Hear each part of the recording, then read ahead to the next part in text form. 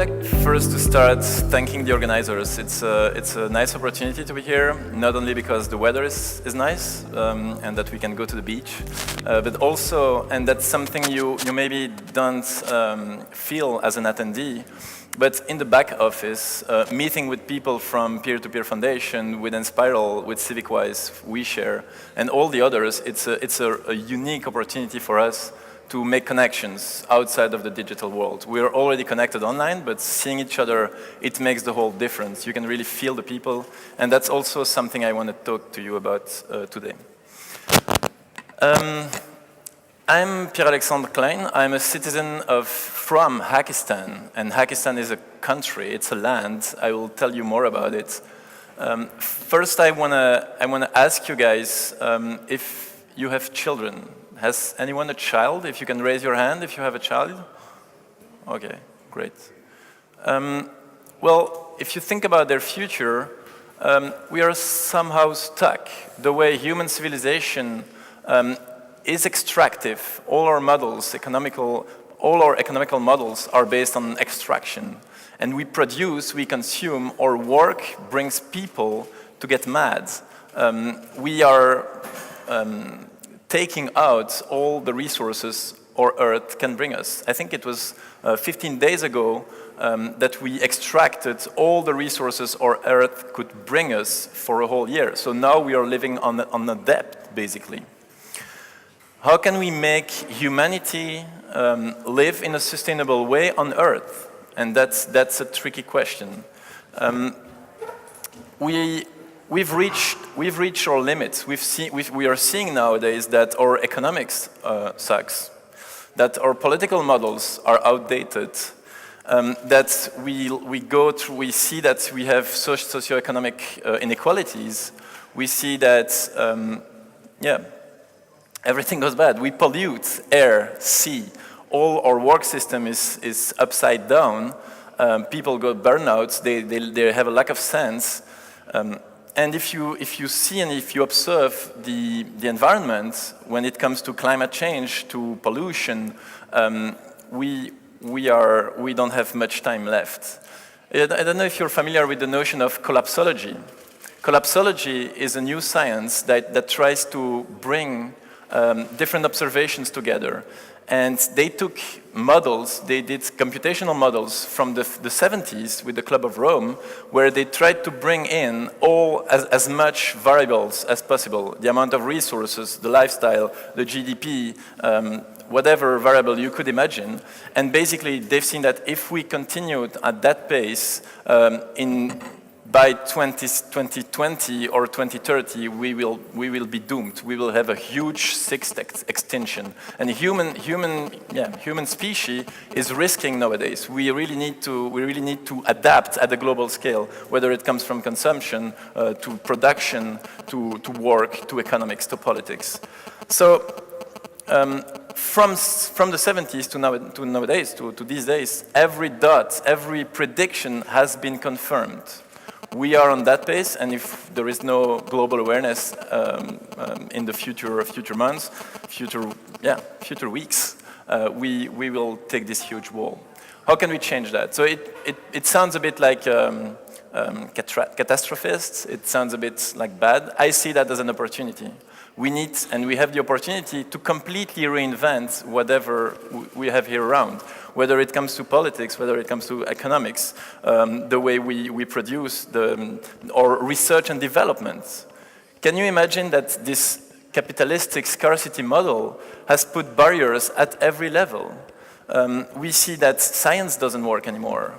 You have this publish or perish. Everything is based on profit.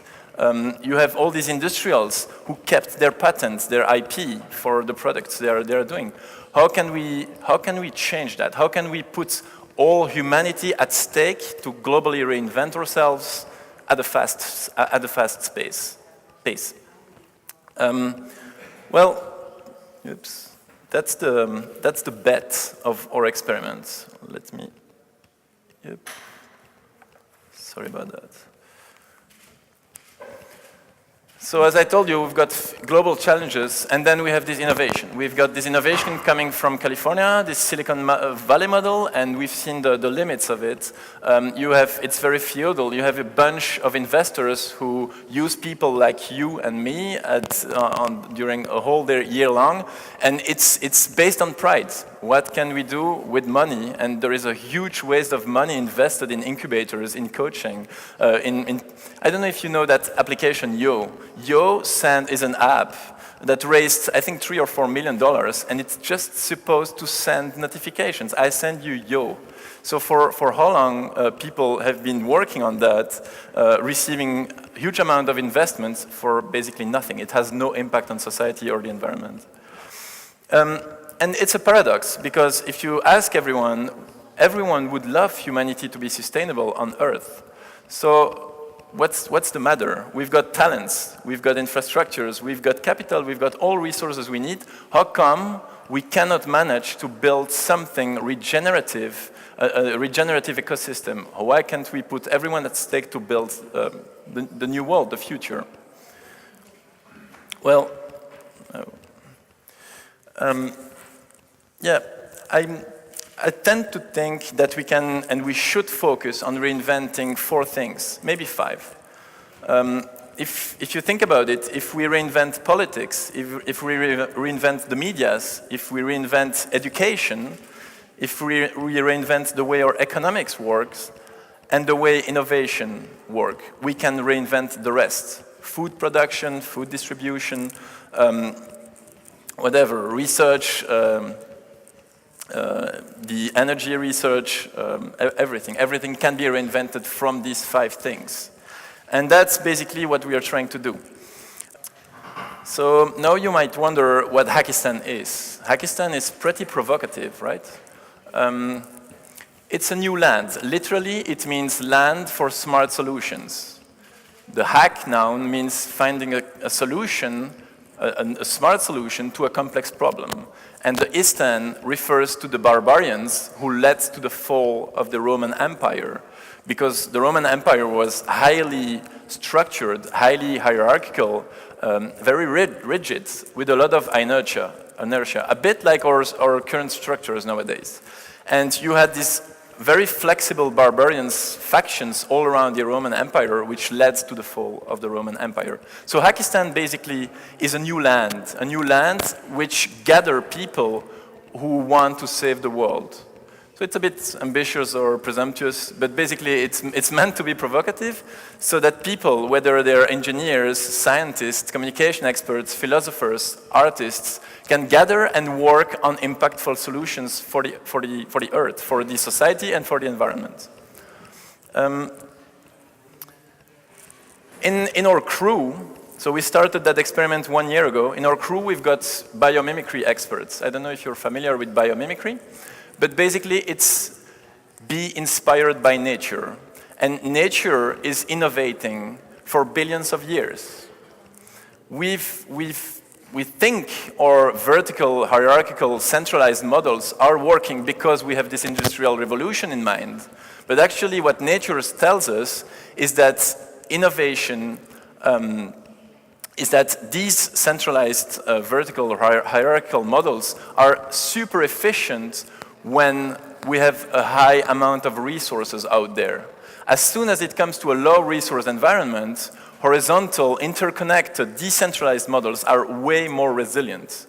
And that's what we are facing right now, keeping going in decentralized vertical models. What else can nature tell us? Well, nature doesn't work top-down. There is no big plan. There is no big design. You have elements in place who interconnect, and at some point, with serendipity, with randomness, bring something. It might be provocative, but that's the way nature works. We like to take this example of a living forest, a living ecosystem. If you take a forest, you have different trees. You have small ones, you have bigger ones. And actually, they communicate. It's scientifically proven. They communicate. And they communicate not only talking to each other, but wondering how the resources are allocated in the forest. So if a big tree see that the small tree from its own species is in a bad shape, he will transfer resources. What's totally a beautiful wonder from nature is that not only plants are communicating between each other, but it's done with the help of another species, with mushrooms. These mushrooms here is mycelium. Mycelium is a very small mushroom net that builds, and it's an organism that helps the vegetables, the plants, to connect between each other. So you have plants communicating with other plants through mushrooms. And these mushrooms are not just pathway or channels. You have negotiations. You have reallocation. I've got these resources, you've got these. Can we exchange? Okay, let's do that. So nature shows us how we should interact. How comes that in this capitalistic scarcity framework, everyone is with his own skills, with his own project, with his own network, with huge barriers which are geographical. Okay, you're in Catalonia. Well, we won't collaborate with Castilla. Well, I don't mean to be more provocative there, but everyone is trying to take the, you know, like in a bed, like the how do you call that? Anyway, towards its own. And that's a sad situation. At the moment in Europe, you have at least 30 innovators, bright minds, who are doing exactly the same thing in different cities, and they don't know each other, and because of this capitalistic framework and this winner takes all, they don't collaborate and they don't exchange resources. So that's what we are trying to mimic. We are trying to take this lesson from nature that different agents can collaborate in a fair way. But this needs a particular framework. What we try to do with Hackistan is to build something bottom-up, symbiotic, where all the agents can play their role, regenerative, which means that we bring to nature, we bring to Earth more than we take from it, innovation ecosystem. We try to make this solution with impact on the environment and society mainstream. We want them to develop, to get prototyped, to get scale, and to get to market so that it can be brought to the different places in the world.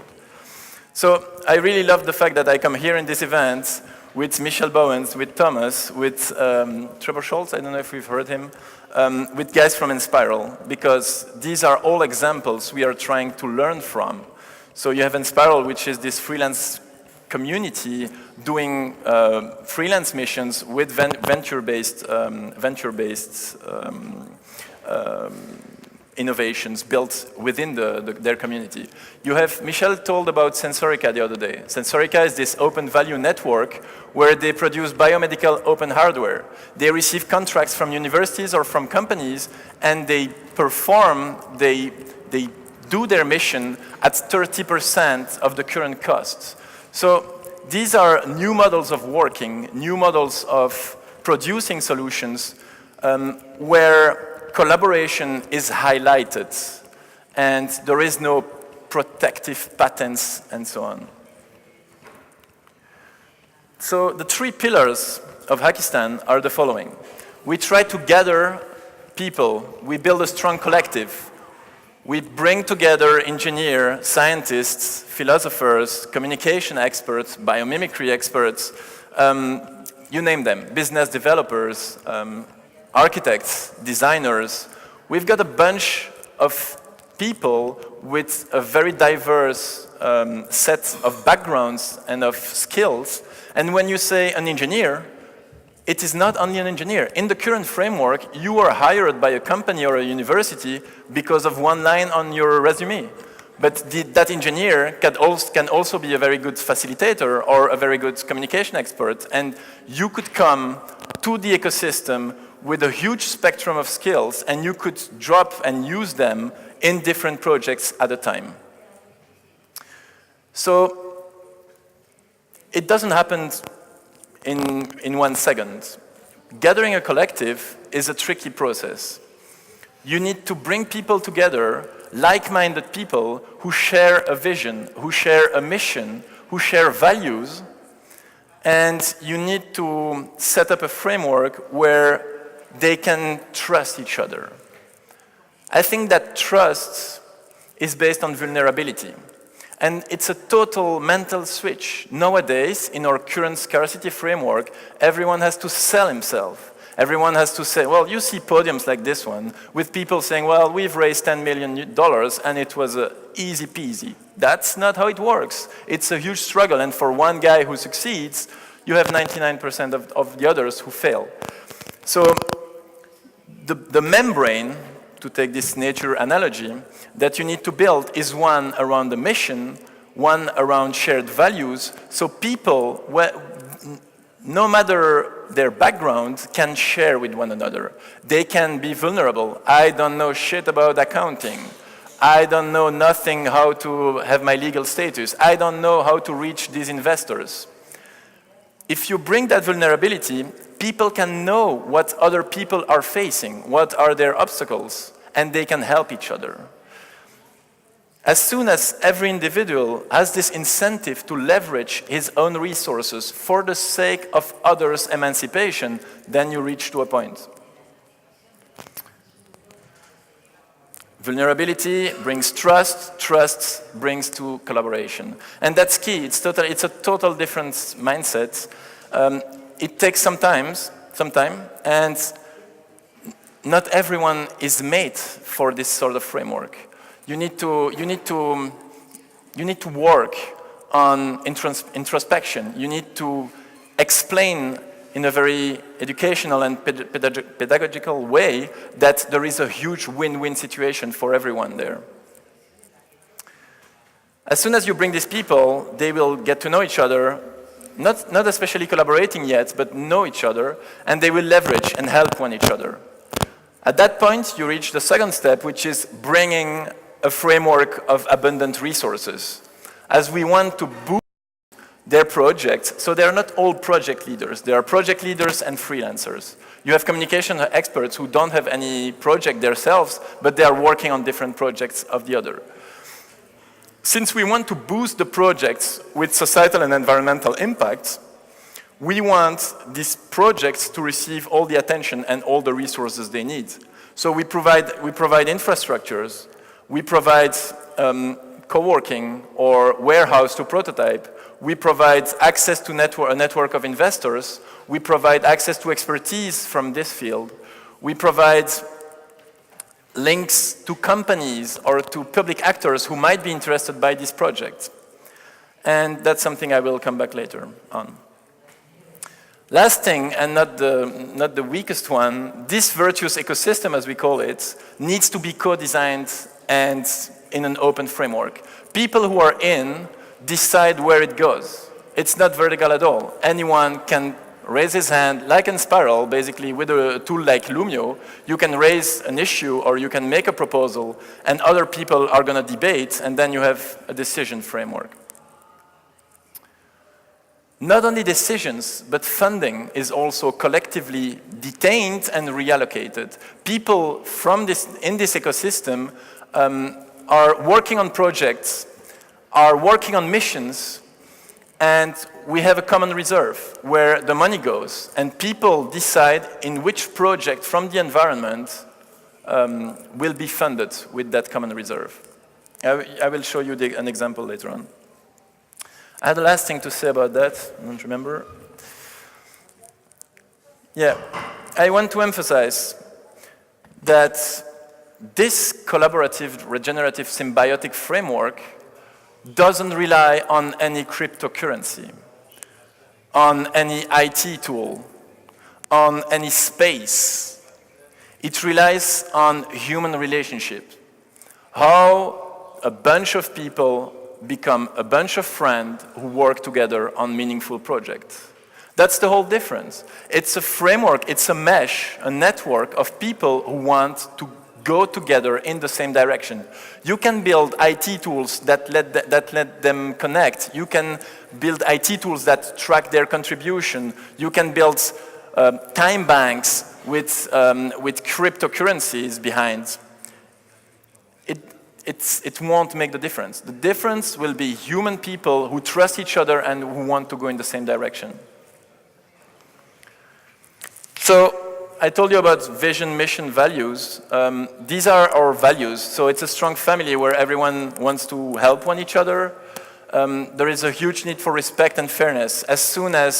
Because you can have people getting in, it's very important from scratch to design an inclusion and an exclusion protocol. You have people coming there to suck all the resources, to suck all the knowledge, and that needs to be prevented. One guy can make everything fail, and that's very important to know how you deal with each other. You have the leadership and humility. It's not because we are in a collaborative framework that leadership needs to be refrained or braked. Actually, it's exactly the opposite. I don't know if you're familiar with Frédéric Laloux's book, Reinventing Organization. In this latest stage, the framework, the companies, the organization using such a framework are highly driven by leaders, but inspiring leaders, not oppressive leaders. Humility, I think it's also very important. As soon as you become humble, as soon as you become vulnerable, people will want to help you, and there is another type of relationship.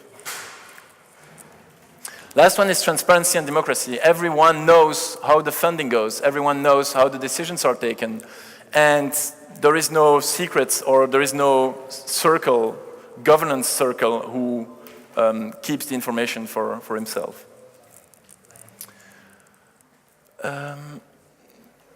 So the last and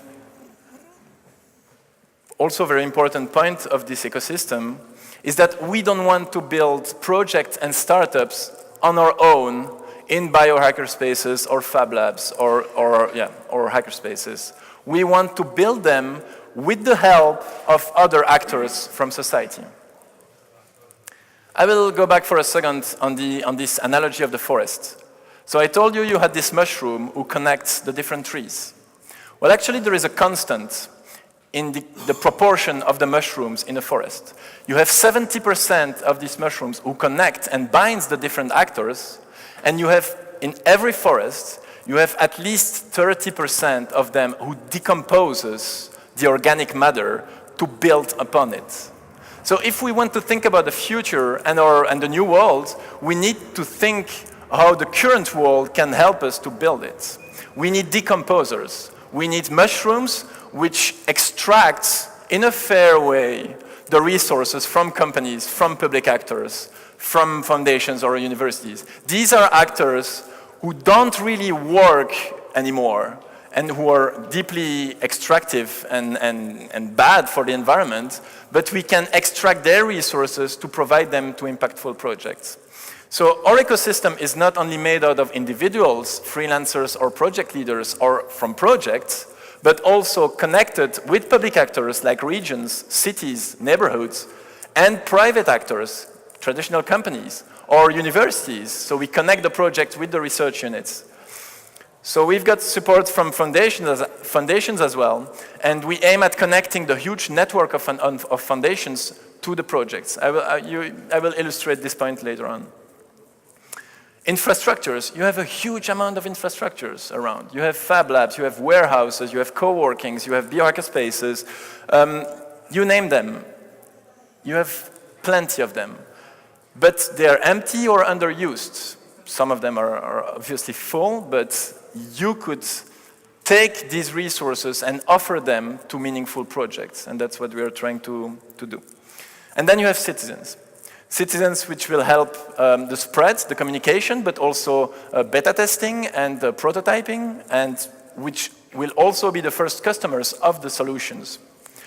So as you notice, this is very local. Every city, every country has these stakeholders. So what we are doing nowadays is to prototype this framework in Brussels, in Belgium. Belgium has this feature to have a very dense network of cities and very connected. If you take your car in Belgium from any city, you can reach another one. So our goal is to prototype that in Belgium, to make a biologist from Ghent work with an engineer from Antwerp, with a communication expert from Liège, in Brussels, with funding from the Walloon region, in a Brussels infrastructure.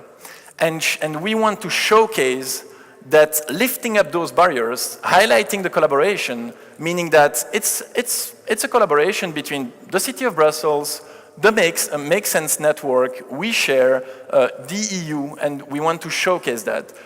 I really believe, you know, I don't know if you're here from the beginning of this event, but even online, you have so much theory about collaboration. Everyone talks about collaborative economy. No one does. No one does. We are all set up in our very protective environments, market-based, scarcity-based.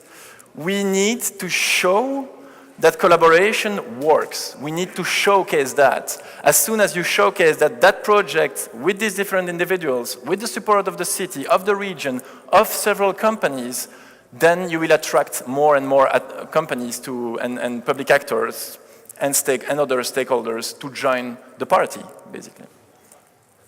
So this is prototyped in Belgium. The end vision is to have a European useful innovation ecosystem with antennas in Barcelona, in Madrid, in Tenerife, why not, in Berlin, in Amsterdam.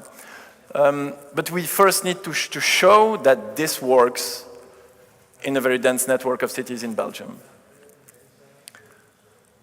So this is what I just explained. Basically, you have a project here represented by this circle in Brussels, where you have different talents from all over the country who join and jump aboard the project. And that's very important. And that's a main lesson from the past months, is that if you come to WeShare, if you come to the city of Brussels, explaining that vision, they will have this retraction, this reflex. Wow, they are trying to, there is some overlap with what we are doing. Whereas if you come in a much more receiving mode, talking with them about the huge win-win which comes at the end, well, they will see their incentive. They will see why they should join this win-win. They will see that they could be helped and empowered through the collaboration with other stakeholders. So we don't want to cancel the identity or the power of these different networks. We aim at making them work together in a more efficient way. We aim at empowering cities to work along with citizens, with companies, with universities, and put every actor of our society at stake to save the world, whatever that means. I mentioned the fairness, and it's very important. As soon as an actor or an individual contributes to a project, it seems very important to us to have a fair contribution index so that people know what they contributed. So this is just an example extracted from the Sensorica model, but here you could have the proportion from the different actors. So if IKEA provides a warehouse to a project, that has a value, and that value can be reflected in the share of the project.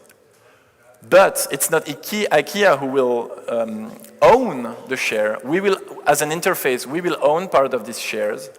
And IKEA will be able to attach its societal responsibility, will be able to make his employee a board of the projects, and so on. So that's how it works. It's a bit complex. On the first layer, you have the individuals with this trust-based membrane, which leads them to collaborate and to know each other. Then you have, oh, does that work? Great. You have this lawyer here who works on different projects. That's the project layer. So this lawyer works in different projects. And at an individual level, with external missions, people stay totally independent and autonomous. They receive missions. And their missions provides economical, financial value. Same as the projects. The projects gain in value across time. So even if that lawyer is working on 3 different projects, he's got all the incentive for that project to work, because the financial value is dropped in the common reserve, which is collectively detained and redistributed in the ecosystem. It's a bit complex. And I would be happy to answer your practical questions after the presentation.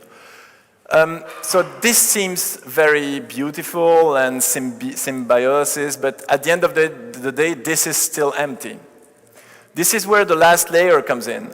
You have a bunch of resourceful partners. I mentioned public actors, universities, private companies, infrastructures, foundations, NGOs, which will not only be able to support projects with warehouses, but also to externalize missions to get access to the freelancers. So the city of Brussels could knock at Hackistan door and say, we need to develop a device to monitor air pollution. Well, we've got the engineers, we've got the makers, we've got the communication experts to do that. And the Sensorica model in Montreal has shown that that can be done at 30% of the current price if they had to hire external or hire people aboard. So this is just two examples, the investment in a non-monetary way in the project or externalizing missions.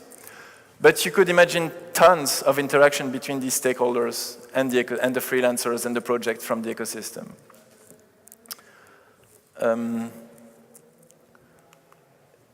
So you might wonder where we are. So we've started that process 1 year ago. And we organized events saying, well, let's reinvent the world. And there is a paradox out there. We have a huge abundance of resources. How can we change the world? And we had this idea first to build a multimodal space, centralized one, with the co-working, with the Fab Lab, with the biohacker space, and so on. And at the end of the day, the 150 people we gathered said to us, well, we don't need, these resources are already out there. I don't need an extra co-working place. So we got to the second phase, late 2015, to the idea of a decentralized catalyst, using and optimizing the allocation of the resources for the people and the projects. And then we Skyped with the people from Enspiral and the people from Sensorica, and they provided us with a message which is totally intuitive, but we didn't think about it at that moment, which is, you can support projects, but 99% of the projects are dying. Whereas if you nurture people, if you nurture individuals, as soon as their project crashes, if he had the feeling of receiving all sorts of resources and meeting like-minded people, he will start his new project again in the same ecosystem. And that's what we're trying to do. So nowadays, we are prototyping it. Very first recruitment phase, we've got 15 citizens with very multidisciplinary backgrounds. I won't rename them, but I named them earlier. We've got both project leaders and freelancers. And we have this opportunity in Belgium to find 450 interested people. So they come at our events. I will talk about the events later, but they come at our events, they are highly interested. And as soon as we will open the gate to recruitment, and we don't want that to be too fast, we might recruit an army of 400 people only in Belgium. So imagine at a European scale. Then we have at least 40 projects, and that's only in Brussels. It's totally crazy. There is a lack of visibility for all those projects. At the same time, the projects lack of visibility to know the surrounding resources, but the projects who are out there are just not well known enough. So to give you a few examples, we have people working on apps that connect citizens with politicians. We are working with guys building open hardware device to clean rivers and canals. We are working with people who cultivate mushrooms to rehabilitate polluted soils. We are working with people building open source software to monitor the carbon emissions of cities. We are working with people building batteries based on bacteria that eat waste. We are working with people trying to tackle the food production, food distribution with local producers, local shops, local restaurants. I could name them all, but I would extend the hour. Of course, these ideas are not all prototyped yet. Some are already working. So we've got this project where a girl started with a very simple idea, just to give you the example of something that's already working, trying to rent clothes for pregnant women. And so she started doing that. People came and gave her their extra clothes, and there was a renting system. But then she realized that her clothes were all made from Zara, H&M, and you name them. So in this circular economy mode, she told herself, well, let's push forward qualitative clothings made locally. So now she's producing her own clothes for pregnant women, and she distributes them. She just raised 1 million euros, and she will go to other cities nowadays. So you have ideas and you have working projects. And that's the rich aspect of it. Every project, every individual can help one each other to grow. And I don't know how it works in your countries, but whether it's a company incubator or a government incubator, it doesn't work at the end of the day. You have 3 months of coaching to learn how to pitch, to learn how to do your business model, but at the time when it comes, you need to prototype, then there is no one around. So I really think that an organically bottom-up community can help us tackle this problem. Gather, unite together for a shared mission. So we have our first antennas. So we started in Belgium, and we've got several cities where like-minded people are gathering with very multidisciplinary backgrounds. So in Brussels, in Ghent, in Antwerp, in Mons, and in Lille, which is in France. We've got our first allies. We are talking to different cities. We are talking with different companies. We've got the support of several foundations. And there is a momentum. Right now, there is a momentum. These companies want to reinvent themselves. They don't know how to innovate anymore. They don't succeed to hire talented people anymore. The cities are trying to find new ways of working. They realize it's not working anymore. Just an example. We had in Brussels this co-create call about urban resilience. 500,000 or €1 million for projects around urban resilience. Participatory research, I don't remember the 3 pillars anymore, but urban resilience. At the end of the day, what happened in this competitive framework is that the Fab Lab network, Hackistan, makes sense, and I could name 10 of them, applied for the same grants, being in competition, not talking to each other, spending 2 months of writing a grant, so it doesn't work anymore. Our file didn't even land in front of the jury. The jury, external jury, didn't even read our file, and we lost 2 months, basically. So they're trying to understand and to know how they could really empower the citizens, empower the innovators, attract new people, and that's exciting. That's terribly exciting. Our first missions coming from companies, that's also very interesting. Companies, bank companies, pharmaceutical companies, smaller companies are knocking at our door, asking us to organize innovation events, ask us to inspire their own employees, ask us to develop some research and development projects. And that's very interesting, because you could focus on projects, on people and projects, but at the end of the day, most of our projects are still under prototyping, and so they don't feed the people. So the tweak, the hack in that, is to use these missions coming from other stakeholders as a means to an end. Every individual from our network will have access and opportunities to perform missions that will feed them at the end of the day. And that's a constant. We received 80 people this summer. Well, how are you doing? Your ambitions, your obstacles, how can we help you?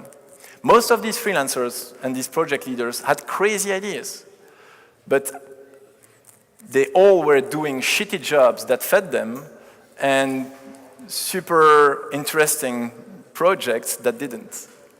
So the whole point, gathering and uniting, is to counterbalance this ratio.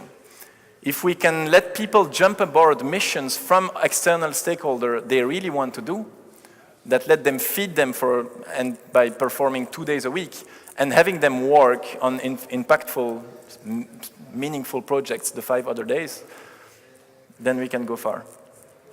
So we organized a series of events, both open, closed. We've got our first citizen. We call active members of Hackistan citizens. At the end of this month, we organized several documentary projections. We hosted several Enspiral open labs. And I told you about human relationships. That's what people are looking for. They are not looking for the last cryptocurrency or the last fancy space. They are looking for connection with like-minded people.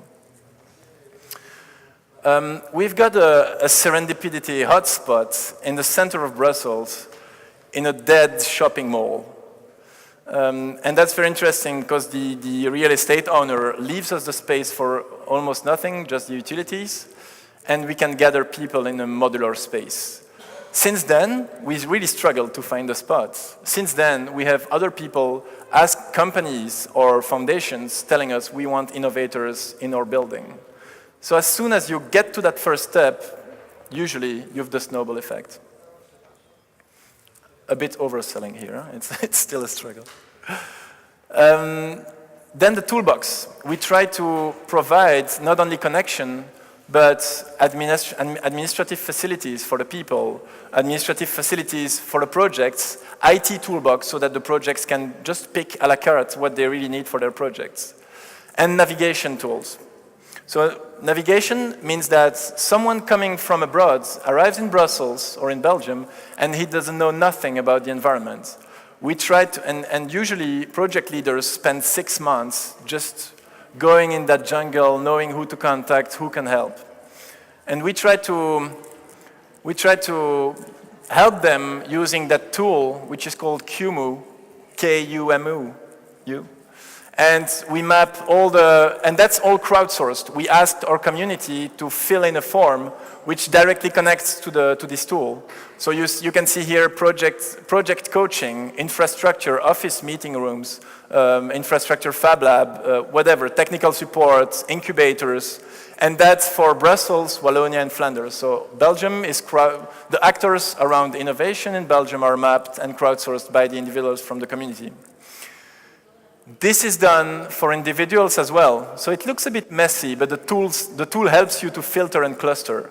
So so these are the people I was telling you about who we could leverage. And this is all crowdsourced. People register on our platform, and it directly goes into that map, so that if you're looking for a business engineer, or if you're looking for a biologist, you can find it right away, clustering, filtering, and you can have, I don't know if you see it all, you can have his profile, his function, what he's ready to do for the community, and his interest in the ecosystem, with an email, with a Twitter account, whatever. That really helps to lift up the barriers.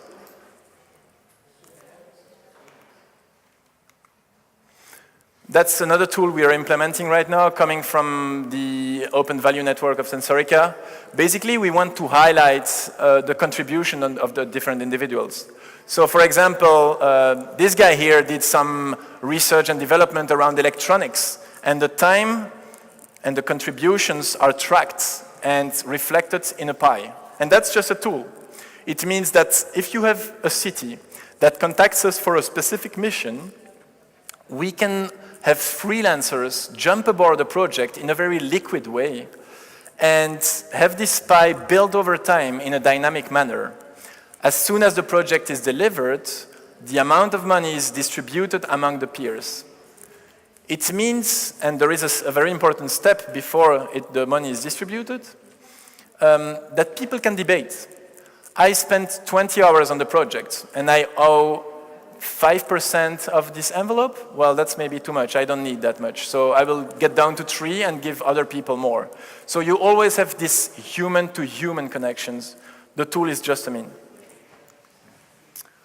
I could go further explaining you how the financial engineering work, but basically someone performing a mission or contributing to a project can choose whether he wants to be paid in money, to be paid in equity, or to invest in something else. So you have every possibility. It's not defined yet. We are still implementing that. We are still talking to lawyers, to business experts, to financial experts, fiscal experts as well, to be honest. But that leaves a huge ocean of possibility. Yeah, that's basically what we provide until now. We've got this physical space, care and time, some events, tools where we gather the people. We usually say at Hackistan events that we don't want you to talk to people you already know. So if I can transmit you a message here about human relations, is that when that's, well, we're having lunch right now, go to other people.